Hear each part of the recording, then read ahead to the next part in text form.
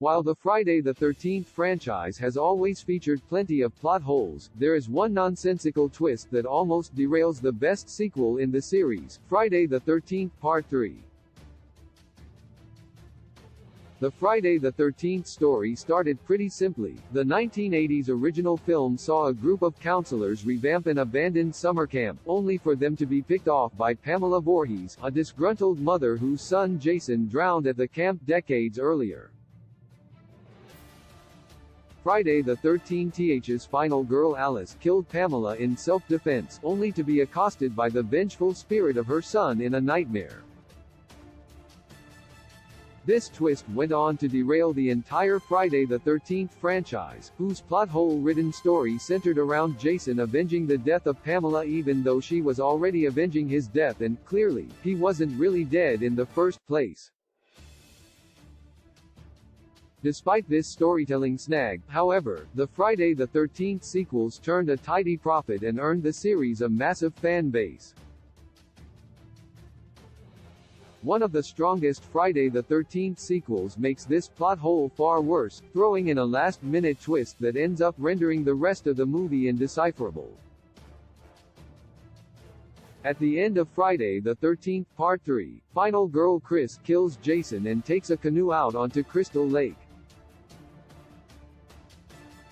Following this, she is inexplicably chased by an unmasked Jason who then turns into the corpse of Pamela Voorhees and tries to drag her out of the canoe, only for the whole scene to turn out to be a dream sequence.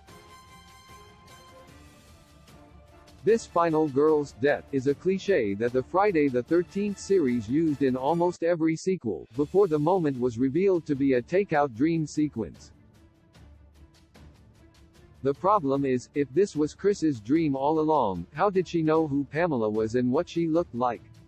While a bizarre plot hole on its own, this twist does fit into a larger tonal shift that the franchise undertook around this time.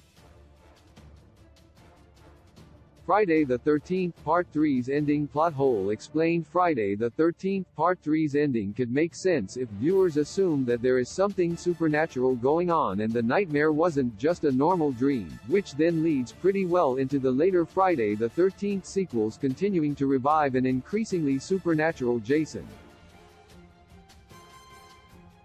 If viewers assume that Chris had some sort of underexplained psychic link with Pamela Voorhees, this might explain how she knew what Jason's mother looked like and who she was. While rival slasher villains like Pinhead or Jason's nemesis Freddy Krueger could invade the minds of their victims, Jason was never that explicitly supernatural in the early Friday the 13th movies. Later sequels in the Friday the 13th series saw Jason survive unimaginable injuries, hop between bodies, and possess people. As of Friday the 13th Part 3, he was just a very strong, very angry masked murderer and not a revenant, but the twist ending scene in Friday the 13th Part 3's trippy dream sequence introduced the idea of Jason as a paranormal being by including Pamela Voorhees in Chris's creepy dream. The sequel never made this clear, but this explanation at least offers an answer for one of the Friday the 13th franchise's most gaping plot holes, as well as helping Friday the 13th Part 3 to set up the stylistic shift seen throughout the rest of the series.